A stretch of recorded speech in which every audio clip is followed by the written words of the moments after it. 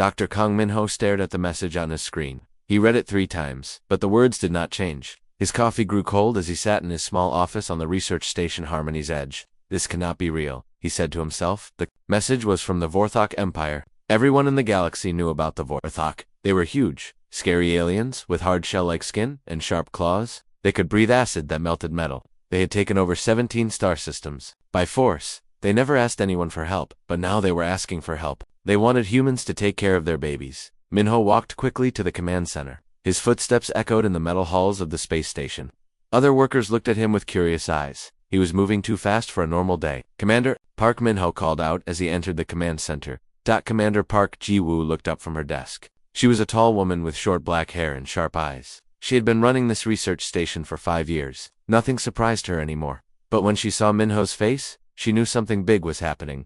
"What is wrong, Doctor?" Park asked. Minho held up his tablet. "We got a message from the Vorthok Empire. They want us to take care of their children during the peace talks next month." Park took the tablet and read the message. Her eyes grew wide. "This is a joke, right? I thought so too. But I checked. The message came through official channels. It has all the right codes and signatures." Park sat down slowly. She had dealt with many alien species in her job. Some were friendly, some were not. But the Vorthok were different. They were warriors. They solved problems by fighting. They never showed weakness. "Why would they ask us?" Park said. "They have their own people to watch their children." "That is what I want to know," Minho said. "But there is more." He took back the tablet and showed her another screen. 3 more messages came in today. "The Zerathi want us to care for their young ones too. So do the Typhons. And the Cloud Dancers." Park stood up and walked to the big window that looked out into space. Stars shone like tiny diamonds in the darkness. Somewhere out there, the strongest species in the galaxy were asking humans for help with their most important job, raising their children. "The Zerathi are made of living crystal," Park said. "Their children make sounds that can break rocks. Why would they want soft humans near them?" "And the Typhons live in gas clouds," Minho added. "Their children need special pressure suits just to survive. We know nothing about raising their young." Park turned back to face him. "Get me everything we know about these species. I want to understand what is happening here." "Already done?" Minho said. He smiled a little. "I have been working on this for 3 hours." They went to the main research lab. The room was filled with computers and screens showing data about different alien species. Minho pulled up files and images. "Look at this," he said, pointing to a picture of a Vorthok adult. "They are 3 meters tall. They weigh as much as a small car. Their skin is harder than most metals. But their children are different." The next picture showed a baby Vorthok. It was small and soft, with big eyes and tiny claws. "Vorthok babies are born weak," Minho explained. "They cannot make acid breath yet. Their shells are soft. In Vorthok culture, only the strong survive. Many babies die in their first year." "That is terrible," Park said. "It gets worse.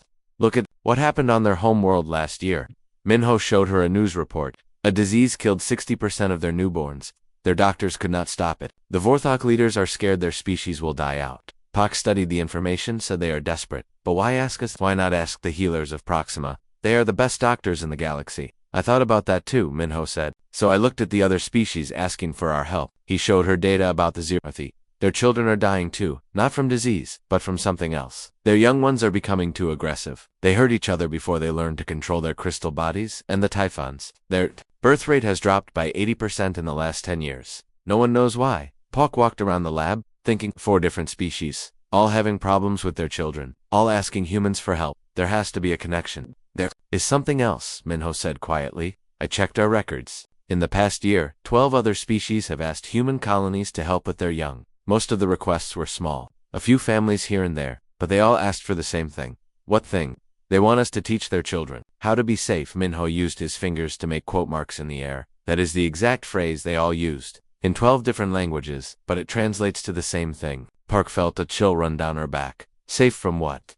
"I do not know, but I think we are about to find out." The communication system beeped. A new message was coming in. Park activated the main screen. The face of an alien appeared. It was a Drolthan, a species that looked like a mix between a lizard and a bird. They had beautiful feathers, but sharp teeth. "Greetings, Harmony's Edge," the alien said in careful human language. "I am Speaker Venth of the Drothan Republic. We have an urgent request." "What can we do for you, Speaker Venth?" Park replied. "We need human caregivers for our hatchlings. We can pay well, but time is important. Can you help us soon?" Park looked at Minho. He shrugged. This was getting stranger by the minute. "May I ask why you need human caregivers?" Park asked. "Your species has raised children successfully for thousands of years." Speaker Venth was quiet for a moment. Then he said something that made both humans freeze. Because our children stop being afraid when humans are near them. Fear is killing our young ones. But with humans, they sleep peacefully. They grow strong, they learn to trust. We do not understand why, but we know it works. The message ended. Park and Minho stood in silence. Fear is killing their children, Park said slowly. What could make an entire galaxy afraid? Minho was already typing on his computer. I am checking deep space sensors. If something big is coming, we should see signs. While he worked, Park thought about what they had learned. Strong species asking for help. Children dying from fear, disease, and violence. All of them wanting humans to care for their most precious ones. Commander Minho said. His voice was very quiet. You need to see this. On the screen was a map of the galaxy. Red dots showed where species were having problems with their children. The dots formed a pattern. They started at the edge of the galaxy and moved inward, like a wave. What am I looking at? Pak asked. The timeline of when each species started having problems, Minho said. It began 2 years ago at the galactic rim. Every month, species closer to the center start reporting the same issues. Park felt cold. Something is coming. Something that scares children across the galaxy. And somehow, they know humans can protect them, but we are just humans, Minho said. We are not the strongest or the smartest species. Why would they trust us with their most important job?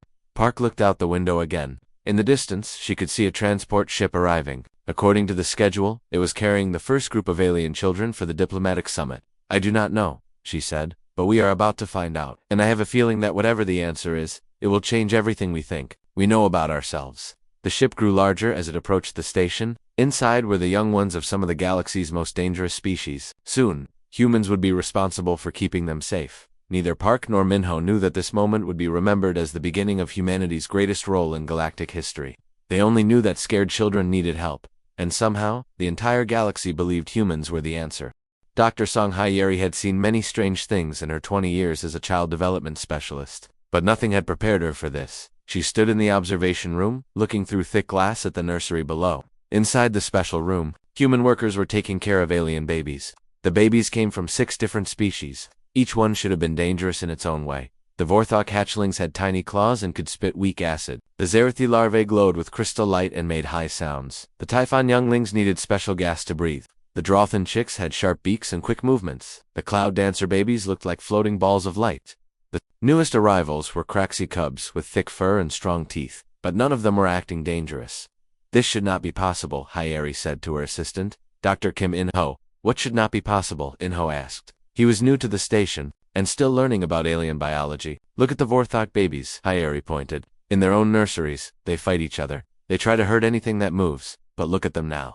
In the nursery below, 3 Vorthok hatchlings were sleeping peacefully next to each other. A human caregiver named Ms. Shin was gently cleaning their soft shells. The babies made quiet, happy sounds. The Zerathi larvae are even more strange, Hyeri continued. They should be making crystal screams that hurt our ears. Instead, listen. Through the speakers, they could hear the Zerathi babies making soft musical sounds. The sounds were copying the lullaby that caregiver Lee Dongman was humming to them. It is like they are trying to sing human songs, In-ho said with wonder. Exactly, and that should be impossible. Zerathi do not learn to copy sounds until they are much older. Hyeri had been studying these alien children for 2 weeks now. Every day brought new surprises. The Typhon younglings, who normally needed high-pressure gas chambers, were breathing normally in the human-controlled environment. The Cloud Dancer babies, who usually floated alone, were staying close to their human caregivers.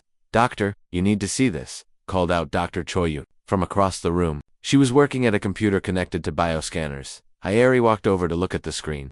Numbers and graphs showed the health status of all the alien babies. These readings cannot be right, Hyeri said. Check the machines again. I already checked 3 times, Yuna replied. The stress hormones in all the alien babies are at the lowest levels ever recorded for their species. Hyeri studied the data. Stress hormones were chemicals that showed when a living thing was scared or worried. High levels meant the creature was afraid. Low levels meant it felt safe. Show me the comparison with babies raised by their own species, Hyeri said. Yuna brought up another screen. The difference was shocking. Alien babies raised by their own kind had stress hormone levels that were 50 to 100 times higher than the babies being cared for by humans. This is impossible, Hyeri whispered. These babies should be more scared around aliens like us, not less scared. Maybe the machines are broken, In-ho suggested. No, said a new voice. They turned to see Dr. Park Jae-won entering the room. He was the station's lead scientist for alien biology. I have been running tests on the humans too. He joined them at the computer and pulled up new data. Look at this. When human caregivers are near alien babies, their own biology changes. The screen showed brain scans of human workers. Their brains produce more of the chemicals that make them want to protect and care for others, but that is not the strange part. What is the strange part? Hayeri asked. The humans also start producing new pheromones, smell chemicals that they never made before. These chemicals seem to calm the alien babies. Hayeri felt excited. This was a real discovery. So humans make special smells that make alien babies feel safe. Not just smells, Jaewon said. Also special electrical signals from their brains.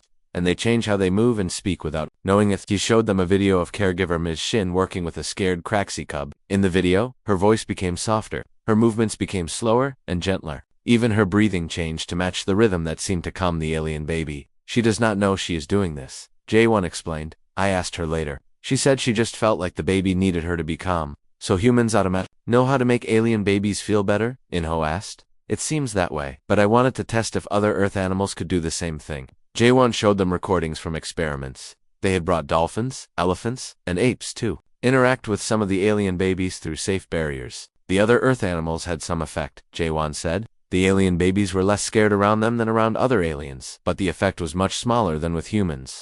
Hayeri watched the recordings carefully. The dolphins made the Zirithi larvae interested. The elephants made the Vorthok hatchlings less aggressive, but only humans made all the species completely calm. There is something special about humans, Jaewon agreed. Something that makes every type of alien baby trust them. They were interrupted by an alarm sound. In the nursery below, something was happening. One of the cloud dancer babies was glowing brighter and moving in fast circles. This was a sign of extreme fear in their species. What is scaring it? Hayeri asked. Through the window, they could see caregiver Nam Soman approaching the frightened baby. But as soon as she got close, the cloud dancer began to calm down. Its light became softer. It stopped spinning and floated gently toward the human. Remarkable, Jaewon said. Whatever scared it, the human presence fixed the problem immediately. But what could have scared it? Hayeri wondered. Nothing changed in the nursery. Dr. Yuno was checking her instruments. Doctor, I am picking up some kind of signal from deep space. Very faint, but it seems to be getting stronger. What kind of signal? Hayeri asked. I do not know. It is not like anything in our databases, but it started just before the cloud dancer baby got scared. Hayeri felt a chill. Are you saying that something in space made the baby afraid? Maybe.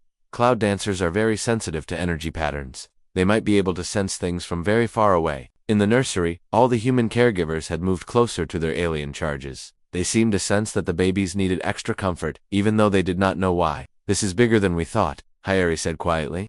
The alien babies are not just safer with humans, they need humans to protect them from something we cannot even detect yet. What do you mean? Inho asked. Think about it. All across the galaxy, alien children are dying from fear. But when they are with humans, they feel safe. What if there is something out there that scares all young aliens? Something that only humans can shield them from? Jaewon nodded slowly. That would explain why so many species are asking for our help. They do not understand why humans work, but they know it works. We need to study this more, Hayeri said. If humans have some kind of natural protection against whatever is frightening these babies, we need to understand how it works. Over the next few days, Hayeri and her team ran many tests. They measured everything they could about the humans working with alien babies. Brainwaves, chemical production, electrical fields, even the tiny magnetic signals from their hearts.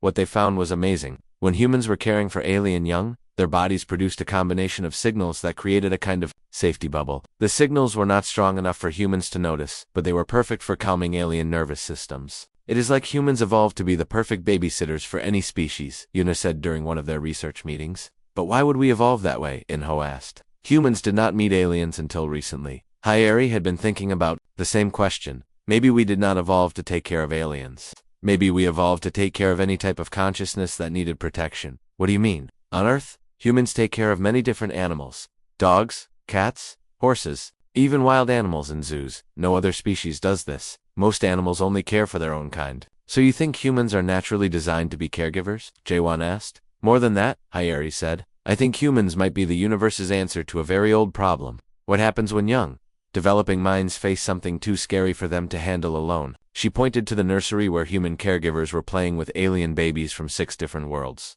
The answer is us. Somehow, humans became the species that could protect any young mind from fear. But protect them from what? Yuna asked. Through the observation window, they could see that more alien babies had arrived that day. Each transport ship brought youngsters from species that had never trusted anyone outside their own kind before. I do not know, Hayeri admitted. But whatever it is big enough to scare the children of every species in the galaxy. And somehow, every parent in the galaxy believes that humans are the solution. The deep space signal was getting stronger. Every day soon, they would learn what was coming. But for now, Hyeri was content to watch human caregivers doing what they seemed born to do, making scared children feel safe, no matter what world those children came from. Captain Lee Taiho never thought he would be fighting a war to protect babies. He stood on the bridge of his warship Gentle Guardian, watching enemy ships approach. The enemy was called the hegemony of pure thought. They believed that only the strong should survive. They thought humans were making the galaxy weak by caring for alien children.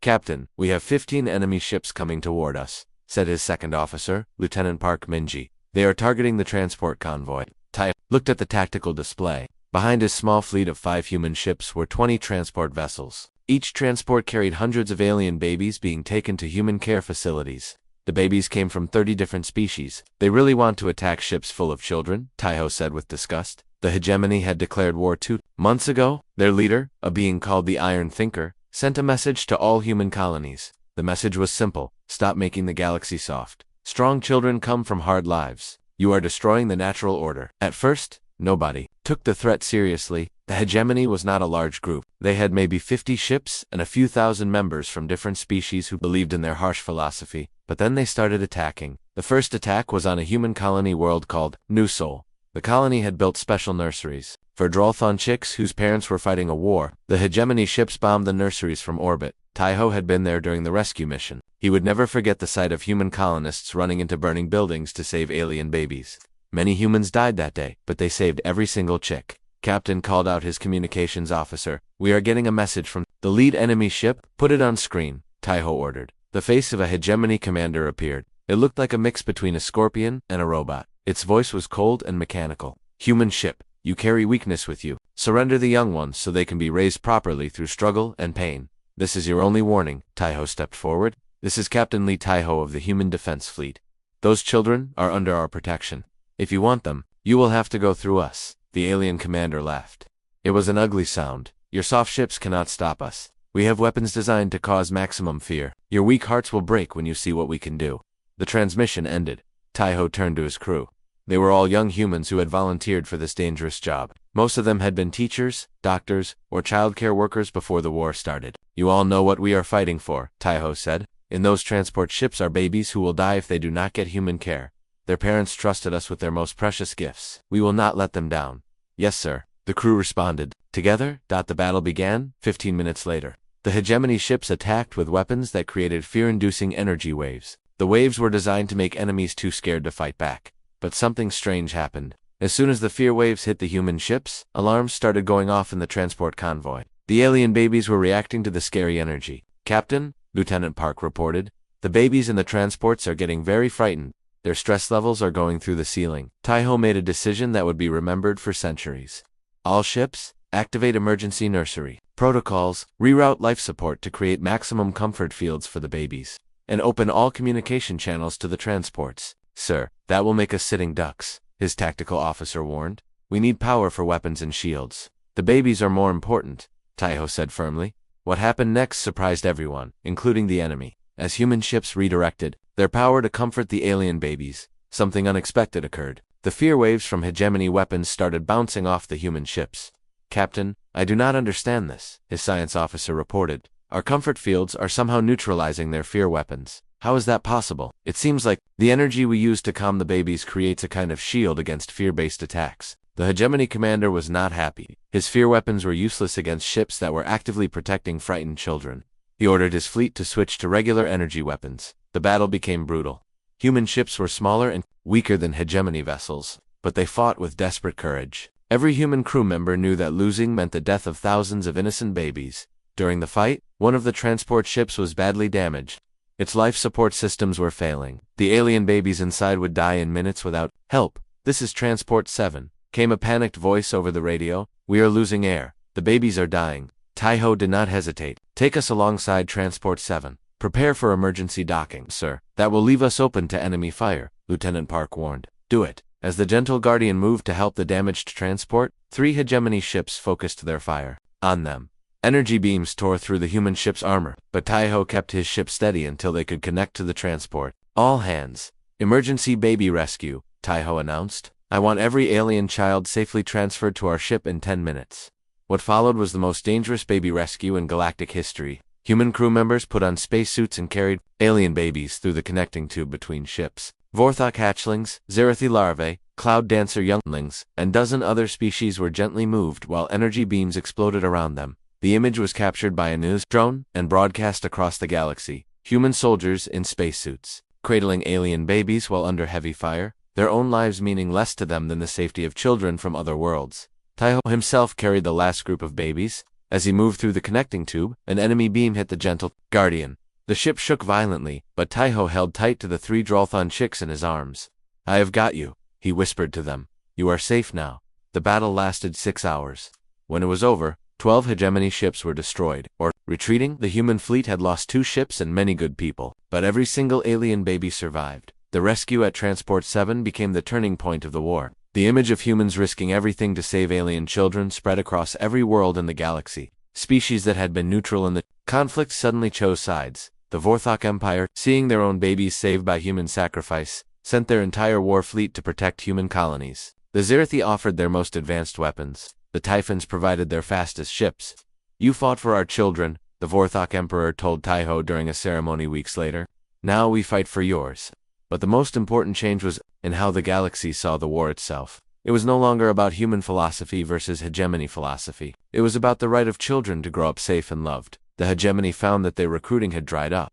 Even species that believed in strength through struggle did not want to be associated with beings who attacked babies. Within 6 months, the hegemony of pure thought collapsed from lack of support. The war ended not with a great battle, but with a simple realization across the galaxy. Any group that would harm children to prove a point was not worth following. Taiho was promoted to admiral and put in charge of the new Galactic Child Protection Fleet. His ships were painted with bright colors and equipped with the most advanced nursery facilities in the galaxy. "Sir," Lieutenant Park asked him one day, "do you ever regret choosing to protect the babies instead of fighting normally?" Taiho looked out at a convoy of ships carrying young aliens to human care worlds.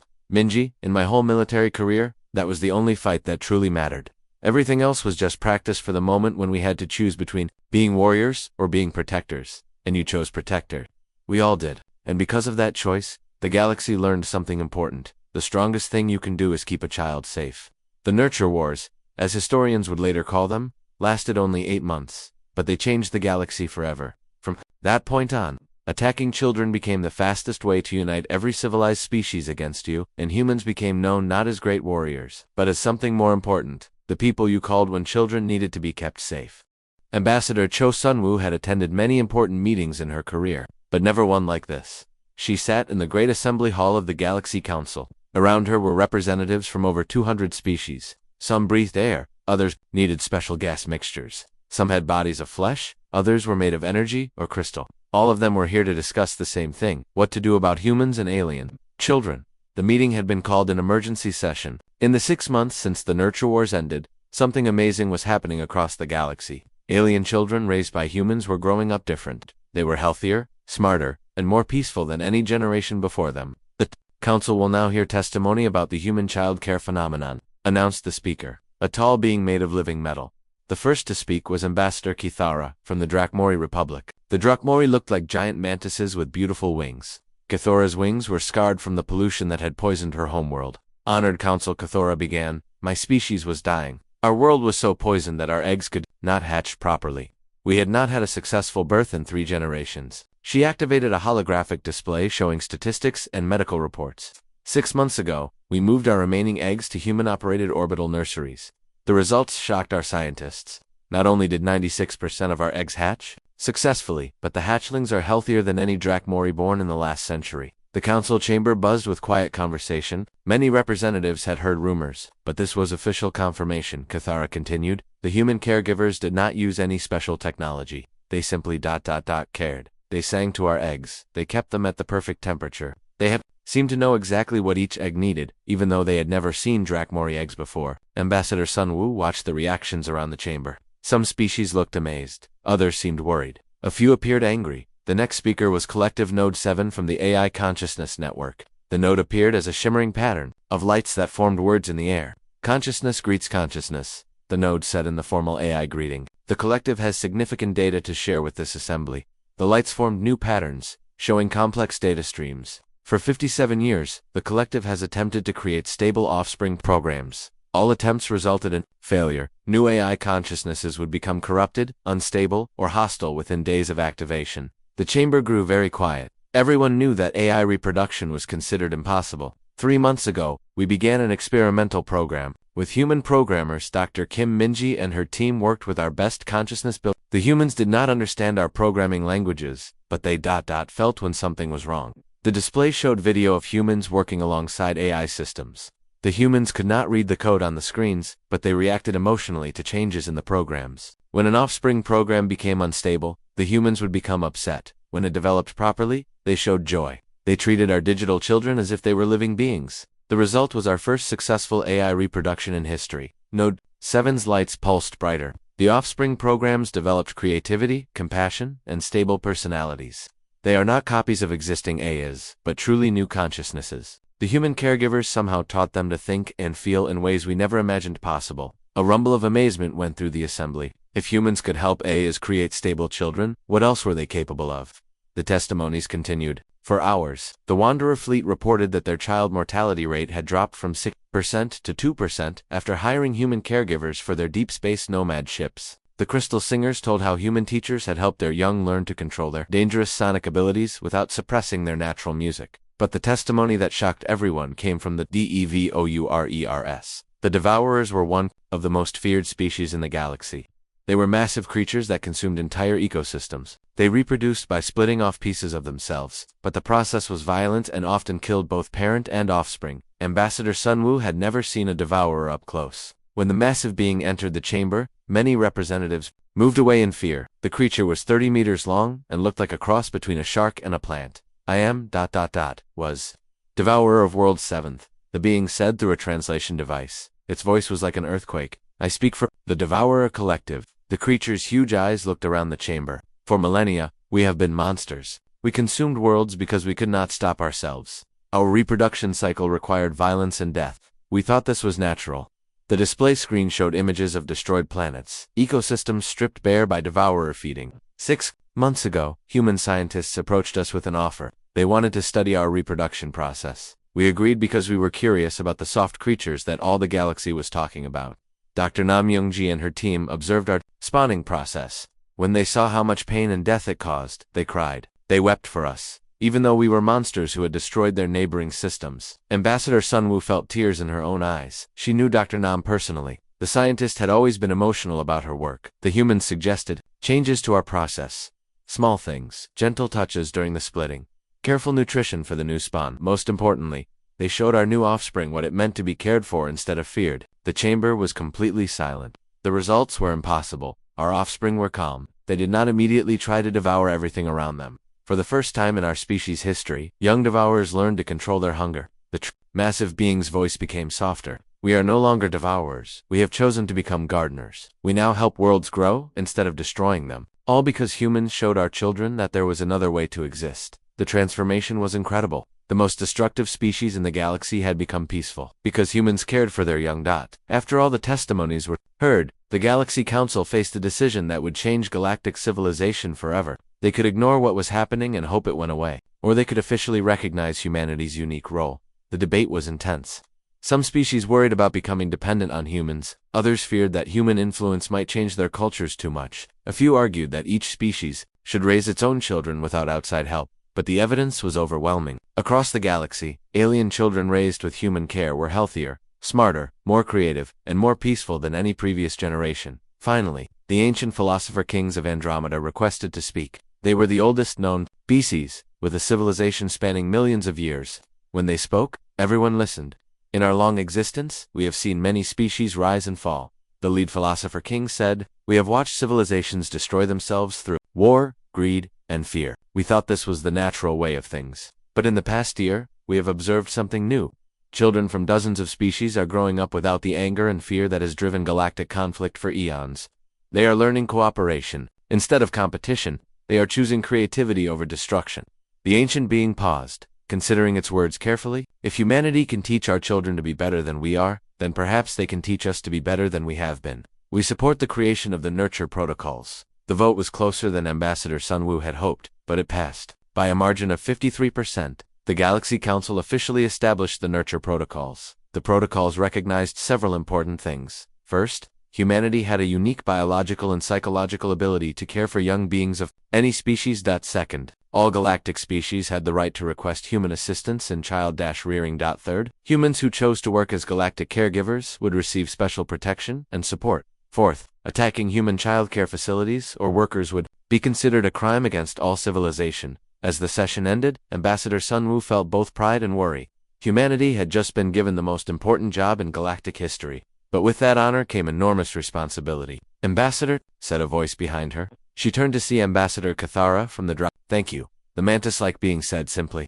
Because of your species, my children will live. Sun Wu nodded. We will do our best to deserve this trust. As she left the Great Assembly Hall, Sun Wu thought about what this meant for humanity's future. They were no longer just another species trying to find their place in the galaxy. They had become the galaxy's teachers, protectors, and nurturers of the next generation. The responsibility was enormous, but as Sun Wu looked at the stars through the council building's great windows, she felt ready for the challenge. Somewhere out there, alien children were learning to be better than their parents had ever imagined possible, and it was all because humans had learned the most important lesson in the universe, that caring for others was the greatest strength of all. Dr. Yun So-young had been digging through galactic archives for 3 months. What she found changed everything humans thought they knew about themselves. She sat in the deep archives beneath the Galaxy Council building on Central Prime. Around her were storage units containing millions of years of galactic history. Most of it was routine records, trade agreements, population counts, war reports. But hidden in the data were clues to something much bigger. Dr. Yun called her research assistant, Dr. Kang Woojin.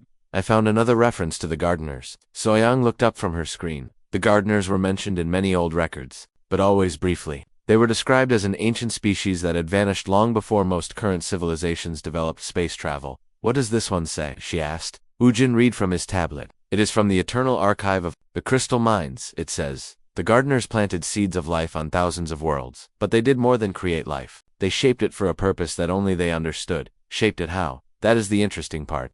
Listen to this. On certain worlds, the gardeners guided evolution toward compassion and nurturing instincts. These worlds were marked with special genetic codes that would activate when the time was right. So-young felt her heart beat faster. Special genetic codes. Did it say what kind of codes? Woojin scrolled through the text. It mentioned something called the caretaker pattern, a genetic and psychological template designed to create species that could protect and nurture other forms of life. Show me everything we have found about Earth's evolutionary history, So-young said. They had been collecting data about Earth for weeks. What they discovered was disturbing and amazing at the same time. Look at this, So-young said, pointing to a genetic analysis chart. Human DNA contains sequences that do not match any known evolutionary pattern. They seem to have been ... added. Added by who? That is what we need to find out. They worked through the night, comparing human genetic data with references to the gardeners. Slowly, a picture began to form. The gardeners had not just seeded life randomly across the galaxy. They had a plan. On worlds where conditions were right, they had guided evolution toward specific goals. Some worlds were meant to produce great warriors. Others were designed for brilliant scientists or powerful psychics. Earth had been designated as something special, a caretaker world. According to this data, Woojin said, reading from an ancient philosopher king record, the gardeners attempted to create caretaker species 47 times on different worlds. What happened to the other attempts? They all failed. Some species became too aggressive. Others became too passive. A few developed the right instincts, but lacked the intelligence to use them properly. So-young studied the failure reports. The pattern was clear. Creating a species that could successfully nurture and protect other forms of life was incredibly difficult. It required a perfect balance of intelligence, empathy, strength, and adaptability.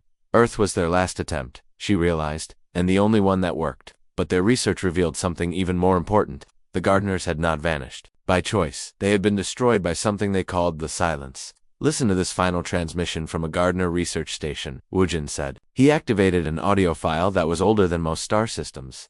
The voice that came from the speakers was unlike anything they had ever heard. It sounded like music and mathematics combined into speech. The silence approaches the core worlds. Our children scatter before its hunger for fear and despair. We have failed to stop it, but perhaps our greatest creation will succeed where we could not. The caretakers of the blue world show promise. If they can protect the young of all species, they may be able to shield civilization itself from the silence. The transmission ended with sounds of destruction, and then nothing. The silence. So-young whispered, that is what has been making alien children afraid across the galaxy. But what is it exactly? Before Woojin could answer, alarms began ringing. Throughout the archive building, emergency lights flashed red. An automated voice announced. Deep space monitoring stations report massive energy signatures approaching from beyond the galactic rim. All personnel report to emergency stations. Soyoung and Wujin ran to the nearest communication station. On the screen, they could see feeds from deep space sensors at the edge of the galaxy. What they saw was terrifying. It looked like a wave of darkness moving through space. But it was not empty darkness.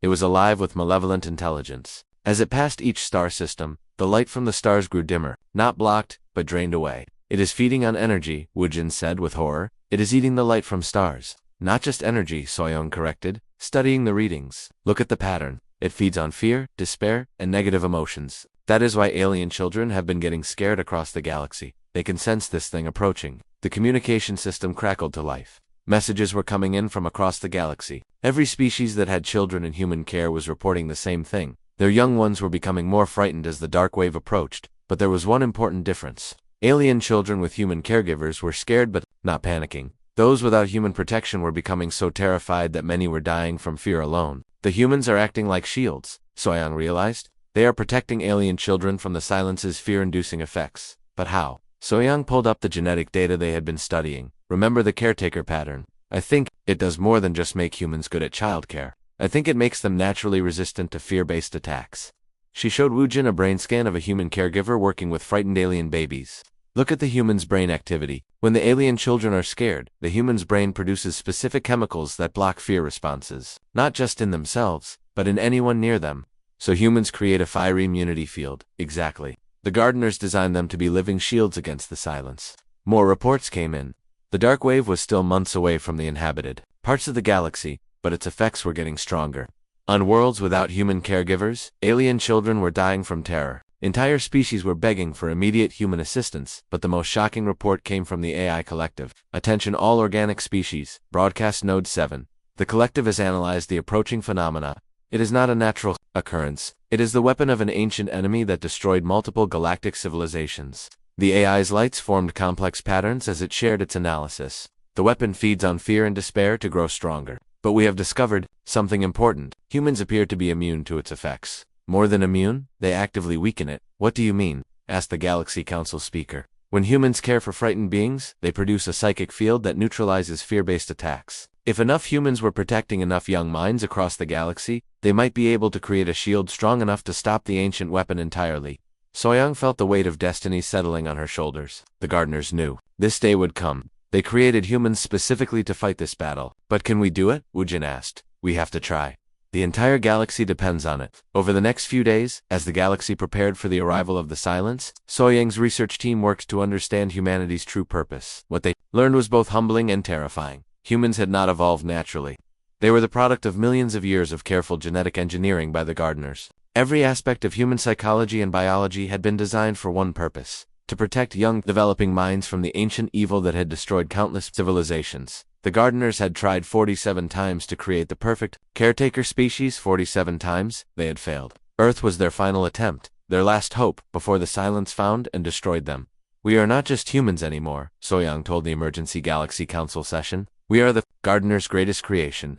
We are the weapons they built to fight an enemy that feeds on fear itself. But we are not weapons, protested Ambassador Cho Su. We are caregivers, teachers, protectors. That is exactly what makes us weapons against the silence. Soyoung replied, it cannot feed on what we give to others: hope, love, and safety. Those emotions are poison to it. The chamber was quiet as representatives from across the galaxy absorbed this information. The gardeners left us one final message, Soyoung continued. She activated a hologram that showed the last gardener research station. A figure appeared, tall, elegant, with features that seemed to shift between familiar and alien. When it spoke, every being in the chamber understood it perfectly, no matter what language they normally used. Children of our children, the gardener said, if you are seeing this message, then the silence has returned and you have discovered your true nature. We created you not to rule or conquer, but to nurture and protect. In protecting the young of all species, you protect the future of life itself. The silence feeds on fear, despair, and isolation. It grows strong when beings suffer alone. But when creatures care for each other, when they choose love over fear, the silence weakens and dies.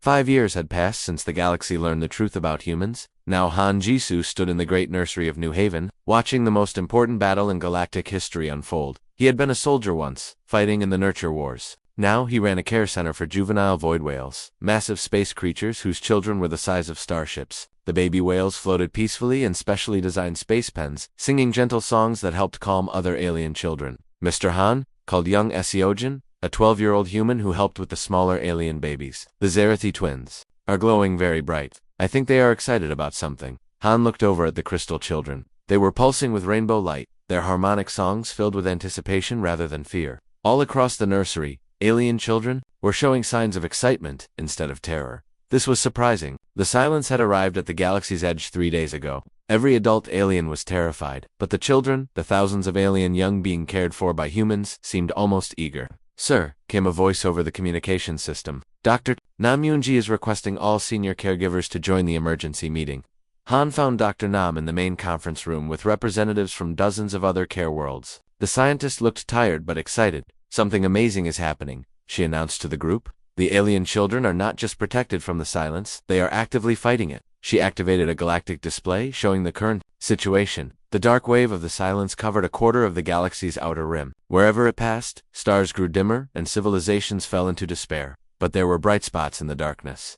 Look at these areas. Nam pointed to regions where the darkness seemed thinner. Every bright spot corresponds to a location where human caregivers are protecting large numbers of alien children. What does that mean? Asked caregiver Kim Nari from the Typhon nursery world. It means the children are not just being protected, they are creating protection for others. Nam showed them brain scans and energy readings. When alien children feel safe with human caregivers, they produce psychic energy that spreads outward. The more children we protect, the larger the safe zones become. Han studied the data. So every alien baby we keep calm helps protect their homeworlds exactly. But it gets better. Watch this. The display changed to show real-time feeds from various nursery worlds. On New Sol Vorthok, teenagers who had been raised by humans were organizing younger children into protective groups. On Harmony Station, Zerathi youth were using their crystal abilities to amplify the calming energy fields. Most remarkably, on the AI world of Logic Prime, young artificial intelligences were coordinating the defense of their creators, using strategies based on cooperation rather than conflict. The children are working together, Nam said with wonder.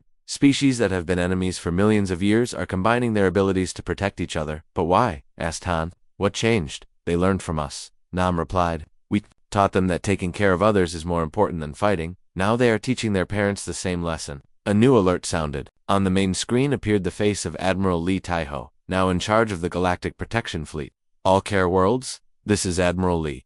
The silence has begun its final push toward the core systems. But we are seeing something incredible. The children you have been protecting are creating a network of safe zones across the galaxy. The screen showed a map of the galaxy with thousands of bright points connected by streams of light. Every human caregiver protecting alien children becomes a node in this network. The alien children are using abilities we never knew they had to link these safe zones together. Han felt a chill of amazement. They are building a shield made of protected children. That is exactly right, Admiral Lee confirmed. But we need more coverage. The silence is adapting, trying to find gaps in the network. We need every human who can care for alien children to volunteer immediately. Within hours, the greatest mobilization in galactic history began.